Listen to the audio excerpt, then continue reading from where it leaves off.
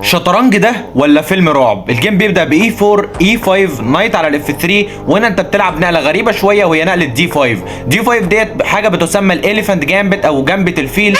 دلوقتي لو اكل بدا في بدا انت بتدفع على الحصان بتاعه، ولكن هنا هو بيقرر ان هو ياكل بدا الاي 5 الاول، وهنا بعد ما ياكل بدا الاي 5 دلوقتي هنا انت بتلعب نايت على الاف 6 طالب بدا الاي 4، ودلوقتي انت حامي البدا بتاعك ومزود حمايته، وهنا لو اكل بدا في بدا هنا انت هتاكل بالوزير مش بالحصان، تزود الاكتيفيشن على الوزير بتاعك، ودي نقله بيست موف.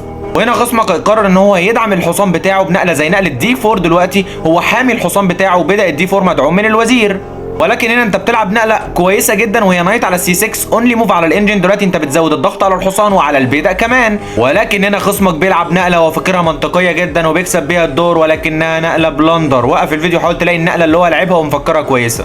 هعتبرك وقفت الفيديو. النقله اللي لعبها هي بوم بيشوب على السي 4. دلوقتي عايز وزيرك وعايز البدء وراه اللي على الاف 7، لان دلوقتي لما الوزير يتحرك انا هاكل البدء على الاف 7 بتشيك.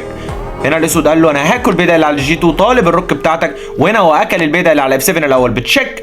اونلي موف دلوقتي للاسود ان هو يروح على مربع الاي 7، وهنا دلوقتي الروك دلوقتي مطلوبه، ودلوقتي انا طالب اكلها بتشيك. فالابيض هنا اونلي موف عشان يحمي الروك ان هو يلعب روك على الاف 1 في حمايه الملك، ولكن هنا كما يتضح قدامك ان انت هنا هتاكل حصان في حصان، وبعد ما ياكل بالبيضه طالب حصانك هنا انت هتاكل الفيل. وهنا لو فكر ان هو يسترد القطعه بتاعته وياكل الحصان هنا انت عندك نقله قويه جدا وهي بيشوب على الجي 4. فكره بيشوب على الجي 4 ان انت طالب الوزير بتاعه، الوزير ده هيروح فين؟ هنا الابيض قرر ان هو يلعب نقله قويه جدا وهي كوين على الدي 4. فكرتها ان الوزير بتاعه دلوقتي في السنتر مزود دعم البيضه، مزود الضغط على الفيل بتاعك، يعني الوزير بتاعك ما يعرفش يتحرك بسبب ان الفيل بتاعك متعلق. ولكن هنا انت بتقرر ان انت تلعب له نقله بريليانت موف. وقف الفيديو حاول تلاقيها. هعتبرك وقفت الفيديو. النقله المرعبه هنا هي بوم روك على الدي 8 روك على الهوا. ازاي يعني روك على الهوا؟